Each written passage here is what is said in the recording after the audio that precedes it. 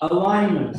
And if you don't have that feeling in your heart, that comes the catch. You can understand that it would be appropriate to have that feeling. You understand? It would be appropriate if you could have that feeling. All the necessary ideas are there, but there's a blockage, and the ideas are not causing you to have the feelings you would like to have. And you want to be clear, you want to be honest. Rabbi Majeski, I've been in class for a whole year. Rabbi Pape was very entertaining. He told a lot of stories, but I don't feel the love that it talks about in the Tanya. My heart is not aflame with love of God. Let me be honest with you. It's not. So what am I going to do, Rabbi? He says, chapter 16, that if the love is hidden in your heart, it's not revealed, it's still there. And since it's there, you have to draw on it. And if you don't feel it, at least you know that it's appropriate that you should feel it. It makes sense.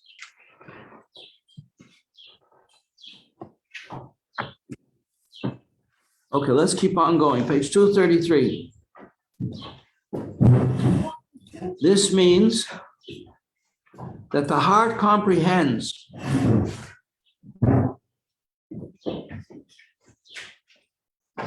the wisdom of the Torah, the wisdom of going in the ways of the Torah, and you understand in your brains that it would be a wonderful thing to feel love of Hashem.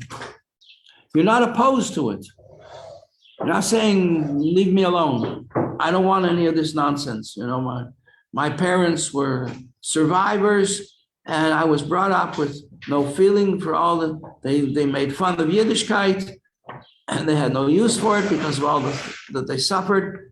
But I didn't suffer like they did. I suffer because of their suffering. And so I don't feel love, but I wish I did. Whereas in such a scenario, maybe the parents don't wish to feel love. They're angry and bitter at Hashem for the suffering that they went through. This is just a scenario. There are many other variations on the scenario.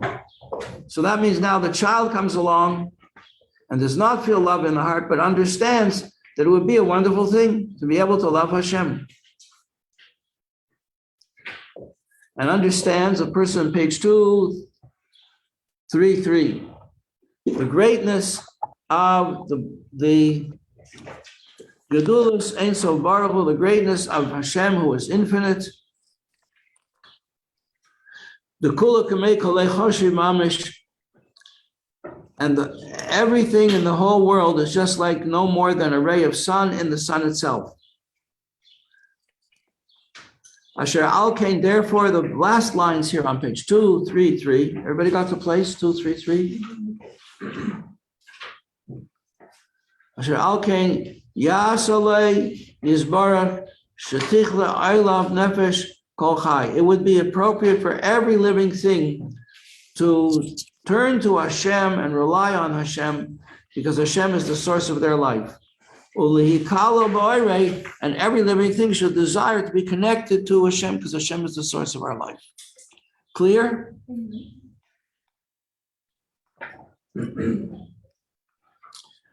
So therefore, if that's in your mind, then what does that tell me about when you do a mitzvah? What does that tell me about when you prepare for Shabbos? What does that tell me about when you put on special clothes for Shabbos?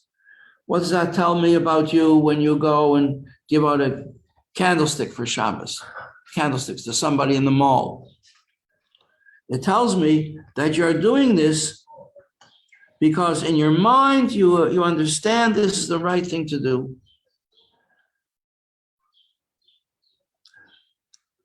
So that there's a, like, how should I say? In general, we say the mind is the place for ideas and the heart is the place for feelings, but they connect.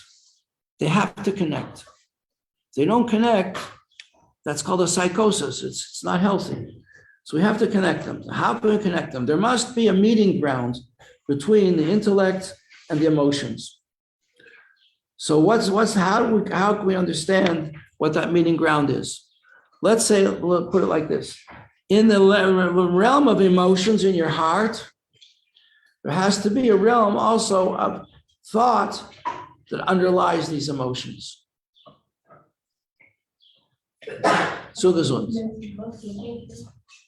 And similarly in the mind, well, you don't feel emotions in the mind, but if you understand it would be appropriate to have these emotions, but that's still in your mind. So you have emotions in your mind, and they can connect with thoughts in your heart. Does that make sense?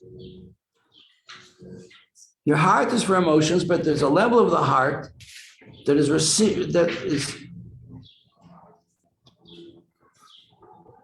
that can receive intellectual understanding and can be influenced and motivated. So that you're motivated by your understanding in your heart, and your heart motivates you to do things because you understand that they're right and they're good. And you feel for them, but you don't feel the love that you think maybe you need to have. And similarly, in your mind, you understand in your mind that this is the right way to act. And you want to feel that for this, so you have the appropriate feeling in their mind. So therefore, on page of 236, what's he saying? When your hands or other bodily organs carry out a mitzvah that you resolved in your mind's understanding that this is the right thing to do, then this is called, he calls this an intellectual emotion. An emotion, it's a feeling in your mind. And it's called by the word here in the second Hebrew words, page 236, tevuna. Now, tevuna is like the word bina. Bina is understanding. Havana, understanding. Tevuna, he calls it tevuna. It literally means the hidden love that's still in the mind and didn't germinate in your heart as a feeling of love. But it's understanding in the mind that love is the appropriate emotion that you're looking for. And since this motivates you to light a Shabbos candle, to get home on time, to take a shower, to get out special clothes, to change all your clothes, even if you're already wearing nice clothes, you change to get on nicer clothes or another set of nice clothes, Shabbosdik. So this activity, whatever you're doing, the inner life in it is this tevuna understanding from the mind. And it affects the way you behave and the way you speak and the way you think. And this provides, this understanding, the tevuna understanding, provides you with power and vitality. And what he calls it here is wings to soar on high. A bird needs to have wings. A bird is kosher if it has no wings, but it can't fly. What are the wings that we seek? We are seeking wings of love of what we're doing and fear of not wanting to do the wrong thing. Or a higher level of fear, we learned this in chapter 4, is awe at the majesty and the greatness of Hashem. You know, like when a person goes into Yechidus with the Rebbe, they get so tired, they get tongue-tied, they can't open their mouth, they can't say anything. Why? They're not afraid of the Rebbe, just they're in awe. Story. We have a friend, her name is Rabbbi Pape. She's Taimani, her husband is Polish. So Topolansky, Rabbbi Topolansky. She's fiery personality. And she's very connected to the Rebbe. She used to come here every Sunday for dollars by the Rebbe. And friends of hers came from Eretz Yisrael, and a couple. The wife wanted to see the Rebbe. The husband was an avowed atheist. He didn't believe in all this stuff. He didn't want. He took them to 770, but he didn't want to go in. He said, I'll wait in the car, you girls go in. So they went in, they were in 2 hours waiting in line till they went by the Rebbe. They came out. The wife was so excited after having been by the Rebbe. She said, you have to go now to the Rebbe. You have to go. What's this? How did this appear out of nowhere? This shows that there is such a thing as creation, something out of nothing. Is this you, Sharon, brought this? Yes. Thank you very much. Good. Say a bracha.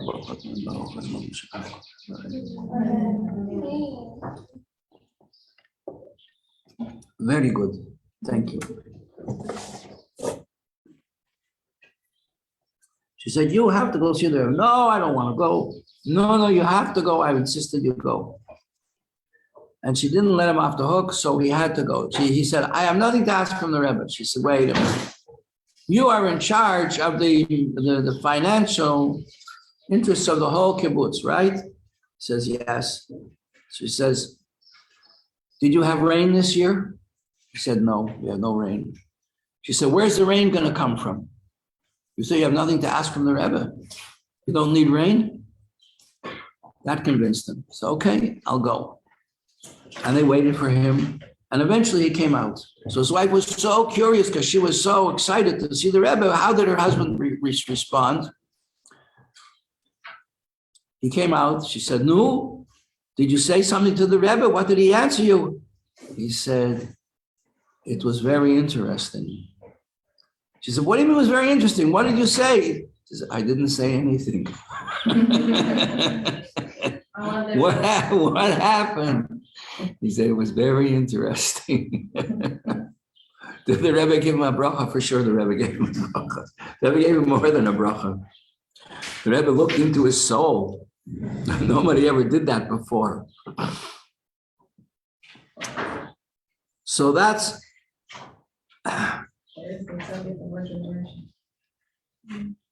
what it means, that a thought can give a person wings to fly, and these wings are love and fear. And it points out something amazing here,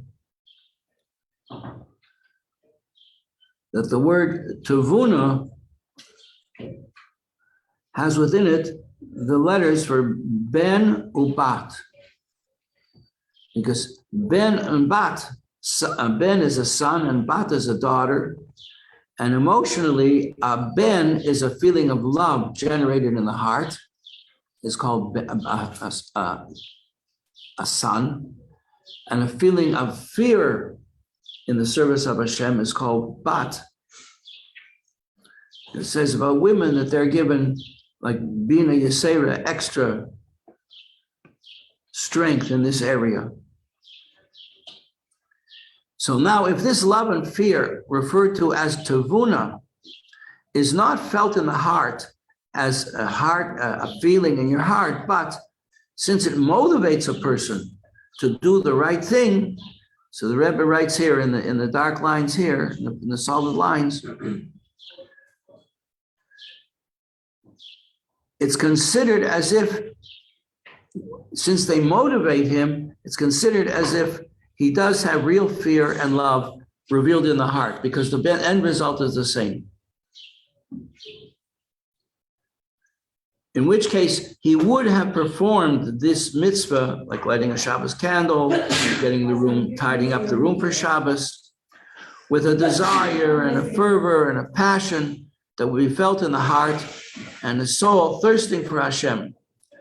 Due to the flaming love of God in his heart, as explained above, he doesn't have the flaming love, but if he did, it would have resulted in the same thing. So page 237. It is this tavuna understanding in his mind and in the recesses of his heart that leads a person to engage in love in Torah and mitzvahs. And if he had not done the meditation, which we've been speaking about on the 3 stages of meditation, with this tavuna, he wouldn't have done the mitzvah. He would have just taken, gone to the beach or gone out with a friend to Chocolata or to the sushi spot.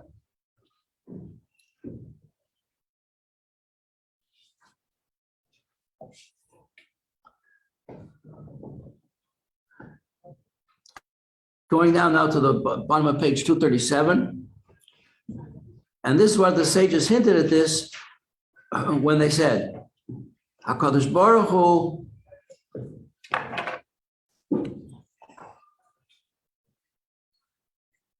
Metzarfa Machshava Taifa Lamaisa. The Eibishter connects a good thought to a good deed. Now, how we understand, what does that mean? The Eibishter connects a good thought to a good deed. Simple understanding, it means if you think about doing a good thing, Hashem will enable you to do it. Right? If you're having good thoughts about good things that are worthwhile doing, about that you'll be able to do it. Since you thought about doing it, someone's going to come along and offer you a chance to do this good thing, and you already prepared yourself intellectually that this would be a good thing for you to do, so you say, okay, I'll do it. I'll go. I'll be happy to participate in this particular campaign or activity.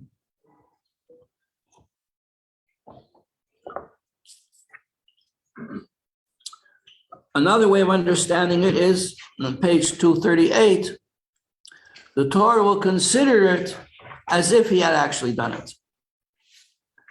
Since you really wanted to do this, let's say you really wanted to go and do Mivtzoyim in the mall and give out Shabbos candles, but you were prevented. You had other things that you had to do and the day was short and you didn't get a chance to go. So Hashem will connect your good thoughts to the deed. It will be considered for you as if you had gone. Okay, that's another way to understand it. But now the Rebbe wants to take it much further. Ki techilu berachimu shebe hisgalus libe hem hamislabshim b'maisa hamitzvahs lachayesem leparcha le'elam. It's the revealed fear of love of God, fear of God in his heart. That is really the inner vitality in the mitzvah when he does it. And it enables the mitzvah to soar up on high. What happens if you do things without any feeling whatsoever? There's a story about the Maggid of Mezerich, a similar story about the Baal Shem Tov. They came to a certain synagogue, a shul, and they were invited to go in. They didn't go in. He said, why don't you go in? He says, because the shul is full of prayer, too full of prayer. So what's wrong with that? It's a good place to be. He said, no. The point is that it's full of prayers, but the prayers never went anywhere. They just stayed in the shul. They didn't go up. So we have to have feelings of love and fear involved in our prayers and in our commandments so that they should rise and go to a higher level, to a higher spiritual world. Ki halev, because your heart is made out of flesh and blood. It's a chumrius, like kashar ha'evrim, like all the other organs you have, shem klei ha'maisa, with which you do your actions. The difference between your hands and your heart is that your heart is a panimi, and it gives highest to all the organs in your body. Page 239. V'lochein, therefore, the heart, the feelings in the heart can motivate all the actions, even though your heart is physical, but therefore your heart becomes a connection with all the physical things that you do, so that the good things that you do can be filled with energy and feeling which comes from the heart, and that connects, so that the things that you do are able to rise because of the feelings in your heart that motivate you to do them.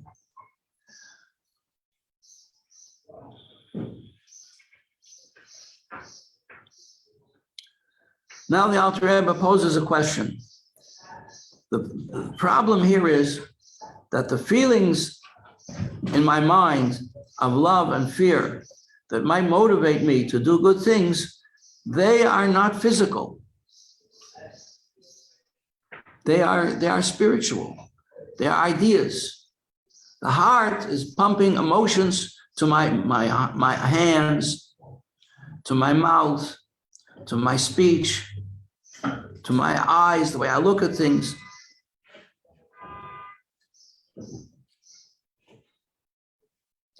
That I ideally I want to do these things with a revealed love and fear. I don't have a revealed love and fear. I have an intellectual love and fear. How can this love and fear go and affect my limbs and my organs, the way I'm doing things? So for that, we have a problem, because my thoughts, the love and fear in my thoughts, quote on page 239,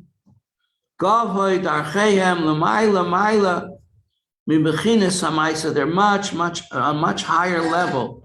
The intellect is on a much higher level than the organs of activities.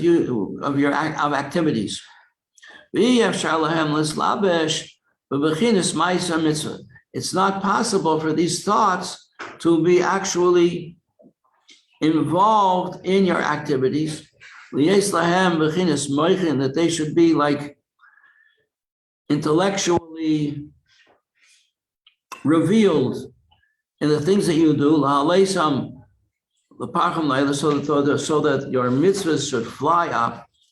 So therefore, we come back to this statement, so therefore it's necessary that Hashem should intervene and connect these two things that are not normally connected, which is your thoughts and your deeds. So that's how the Alter Rebbe wants us to understand what it says, that the Eibishter will connect a good thought to a good deed. Machshava taiva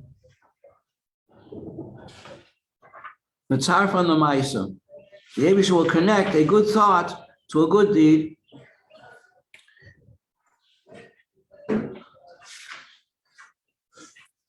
That they should be totally expressed through your activities. Page 240, we're coming down to the end of this chapter. These thoughts are called a machshava taiva.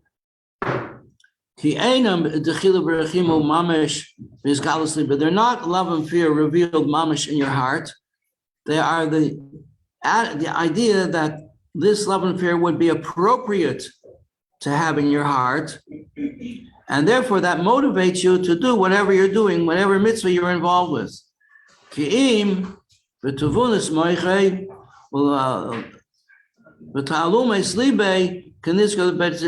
the hidden recesses of your mind and the recesses of your heart.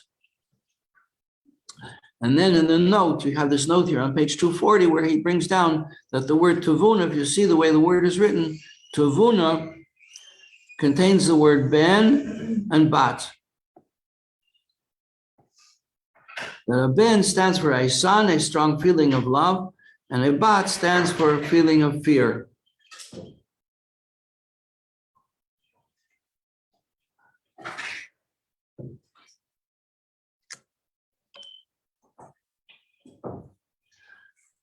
On page 241, summing up, the Alter Rebbe says that the effect of joining a good thought of tavuna to a good deed in this way, to a mitzvah activity, enables the mitzvahs to rise up to the world of Bria, which is what we call the Garden of Eden, Gan Eden, Olam Haba. This is a world of Bria is a world of understanding. We have four worlds. Atzilus is the world of godliness. Bria is the world of comprehension, of understanding. Yetzira is the world of feeling, mitzvahs, feeling. Mitzvahs activated by emotions, which arise from the understanding of God's greatness, and therefore the mitzvahs that we do, motivated by these feelings, they find their place in this higher level.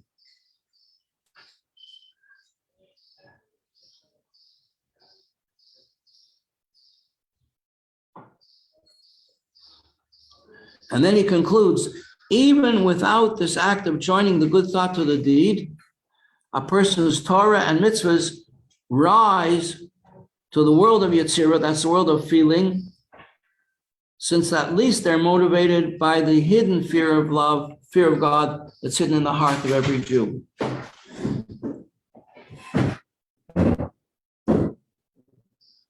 But Hashem affects this joining of understanding to action in order to elevate the performance of our mitzvahs and Torah study, which are carried out under the influence of these good thoughts.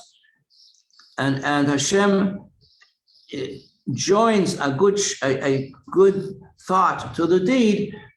That means to say that he elevates the deed that you do. Since you had a good thought, he elevates it even higher to the world of Bria, which is the world of comprehension, the world of to the world to come.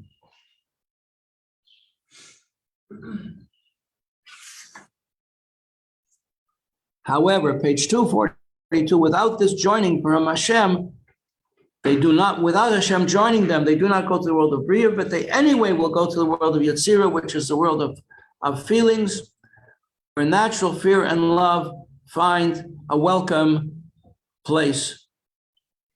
And that's in the heart of every single Jewish person from birth, as we explained later. We're moving very quickly through this because we want to finish up a couple of chapters before the year comes to an end. When do we have one more week? So with this, we conclude basically the ideas. We've just been skimming through the basic ideas of chapter 16. We're moving on to chapter 17. Can I ask a question on it? Sure. So just to clarify, so that chapter is talking about when a person doesn't have that love, like a strong love and fear of Hashem. What can I do, Rabbi? I don't feel it. Mm-hmm. This is what you do. What can I do, Rabbi? I know that this young man will be a good husband to somebody. He has good qualities.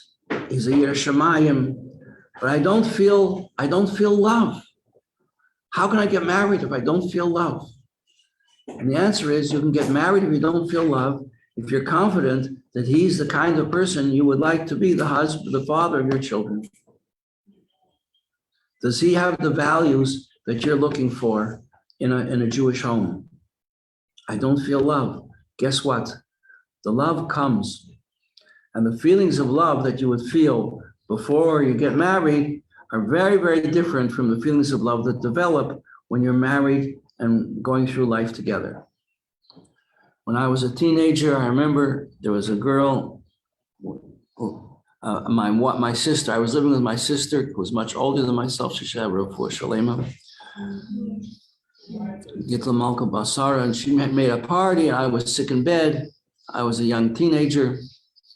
And this woman came to the party, and there was something like, she wasn't an attractive person per se, but there was something very attractive about her. And she said to me, you know, when you get to know people and you see the good things that they do, they become much more beautiful in your eyes. And I found that to be true all my life. And of course, you know, when you go to the drugstore and you see these magazines about the Hollywood movie stars, so you see that the external beauty isn't what, they don't have lasting relationships. It's one divorce after the other. Because what makes for love in a relationship is the respect that you have, which is generated by seeing the good deeds and the good feelings that they have and the benefit, how other people benefit from they're not self-centered and selfish people. They're always helping others. And that causes you to have much deeper feelings for them.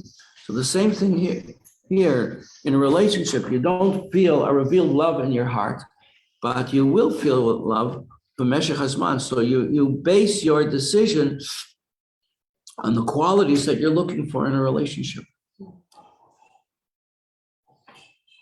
Is this person a Yireh Shamayim? What means a Yireh Shamayim?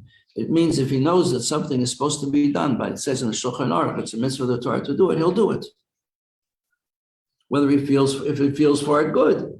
If he likes it, if he likes to do it, the mitzvahs you like to do, like lighting a Shabbos candle. The mitzvahs you don't like to do. I don't like cleaning books, Erev Pesach. You have to do it.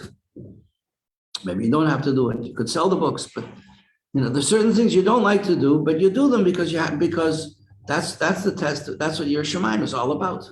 Doing things that you don't like to do because you know that it's important. And we don't just pick and choose and do the things that we like to do, and we don't do the things that we don't like to do. No, we do all the things we like to do and things that we don't like to do. When Hashem said the 10 Commandments, you shall have, I'm the Lord your God, you shall have no other gods before me. We said, yes, you are the Lord, you are Hashem, we believe in you, yes. We have no other gods before you, yes. We agree to the whole thing. So the same thing applies here. You don't have, when a person doesn't have a burning love in his or her heart, but he knows intellectually that it would be appropriate to have this love. This is where I want to be. I want to anchor my boat. I want to tie up my boat on this dock.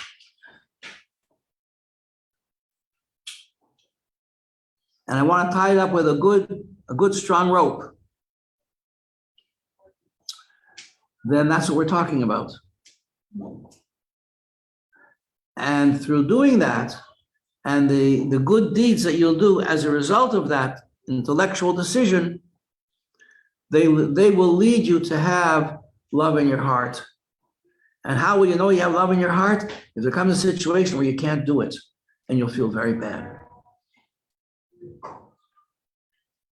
You'll feel really upset that you weren't able to do this, and you've done it until now because you had to, and now you don't have to do it, but now I want to do it. You see, that becomes the test. A good Shabbos, girls. Thank you very, very much. You're the best class ever. You ask anybody, they'll tell you. I have a question. Okay, next week we're going to go through chapter 17, and before the term closes, and Mirz Hashem, we'll finish chapter 18 as well. That's our goal. Okay. Can I ask a question? Yes. So Reminder, your name is Adi. Adi. So we feel love in our heart when we know we do something for Hashem, whatever we have in Shulchan Aruch, right? We have all this list of stuff we need to do. But does it give us love in our heart because it's written in Shulchan Aruch? Or because it's actually what we're supposed to do? Let's say somebody one day adds a mitzvah to Shulchan Aruch, which is not really for Hashem. He just made it up for himself. Yeah. But it is in Shulchan Aruch, and we learn it. But will that mitzvah also give us love to Hashem just because it's in Shulchan Aruch? What do you mean he made up something that wasn't in Shulchan Aruch? Yeah, it's a little bit. If it's not in the Shulchan Aruch, it's not going to help. When people add things on their own, it's very dangerous. I know. Because then the Yetzer Hara will attack you there. He'll let you do it, and you'll like doing it because you made it up. But then, B'meshech Hazman, the Yetzer Hara will attack you there, and you won't have the strength to do it because it doesn't say in the Shulchan Aruch that you should. It's just something you made up. It's something you thought it would be nice. You took it on a personal chumrah.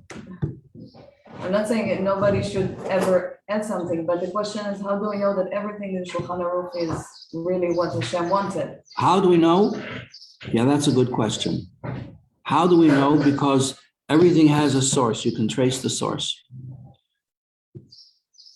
You can trace the source. The source starts in the Torah, and then it comes into the oral Torah, which explains it, and then it comes into the code to the Meforshim, who explain the details in the oral Torah, how they're meant to be done. I mean, like a mitzvah of mezuzah. The details of the mezuzah are myriad, hundreds and hundreds of details, okay? So all of these are explained in the explanations of the oral Torah. And they are tested, and they're passed down, and they're accepted. So that means that they are details revealing the will of Hashem. And when you do any one of these details, it's you're involving yourself in the will of Hashem. Yeah. So let's. So that there's no guesswork here. And if you're guessing, you don't know if it's true or not. For instance, I put up a mezuzah. Can I use tape? Or do I have to use a nail? Or do I use a screw? Well, so you ask the Rav, are any of these not good? So he might say, tape is not so good. Is it kosher? It's kosher as long as it doesn't shake around. It shakes because then it could fall off.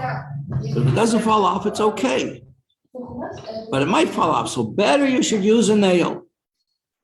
Even better still is if you use a screw.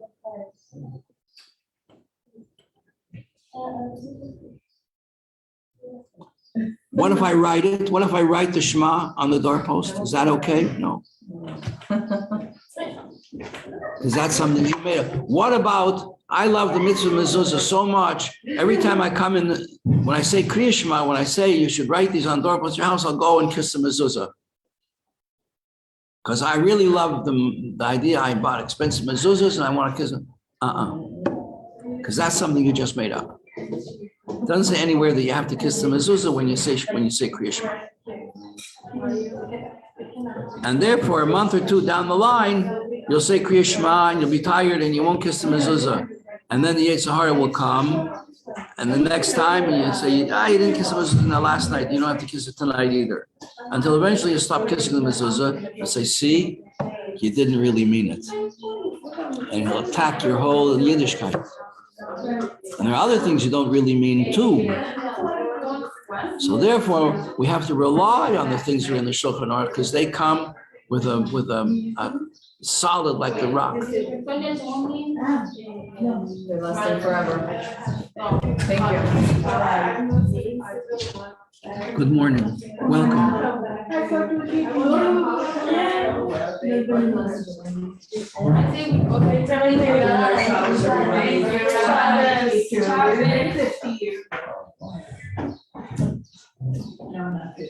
Amazing class, thank you. See you Monday. Thank you.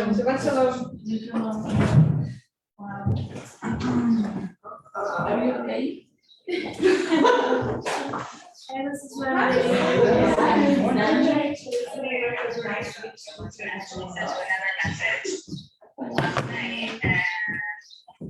morning.